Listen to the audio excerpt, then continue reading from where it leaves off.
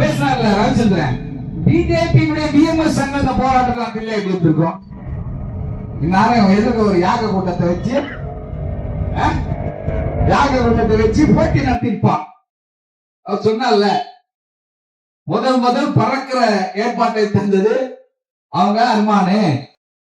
Plastic surgery அதெல்லாம் கற்பனை.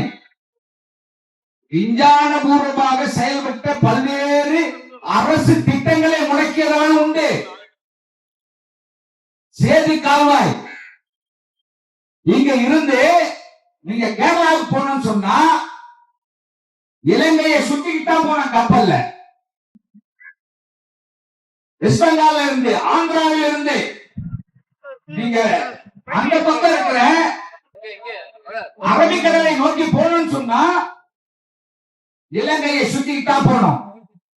ஏராளமான கிலோமீட்டர் சுற்றி செல்லுகிற அந்த டீசல் வேஸ்ட், நேர விரயம், இன்னொன்னு கட்டணம் கட்டித்தான் போகணும். சுங்க கட்டணத்தை கட்டித்தான் நீங்க அங்க போகணும்.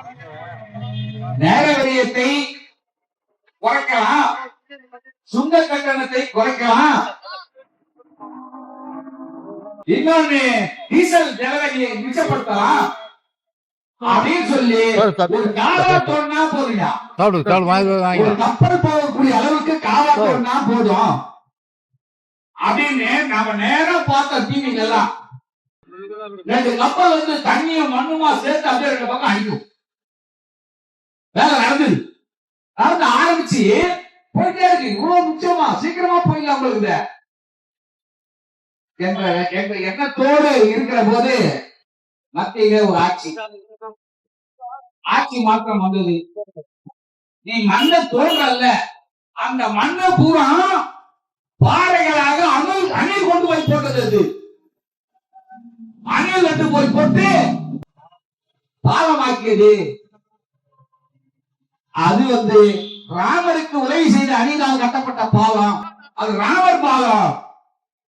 அதை சிதைக்கவோ அதுல காவல் தொண்டவோ அனுமதிக்க மாட்டேன்னு சொல்லி விஞ்ஞானத்துக்கு நேர் எதிராக ஒரு திட்டத்தை கொண்டு வந்து நிப்பாட்டினான்.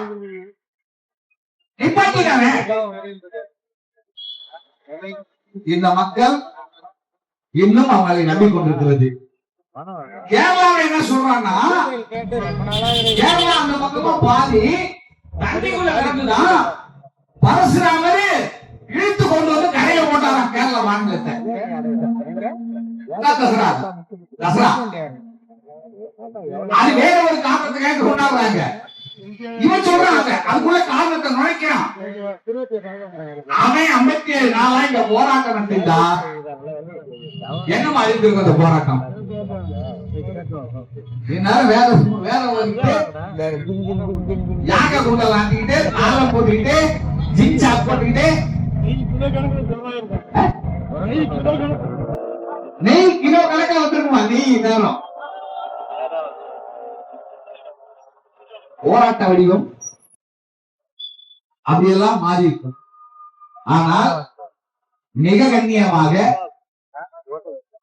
57 நாட்களாக நாம் சொல்ல இந்த சமூக விரோத செயல்கள் எதுவும் இல்லாமல் கட்டுப்பாடோடு சங்க தலைமை என்ன சொல்லுகிறதோ அதை ஏற்று நடத்துகிற இந்த போராட்டம்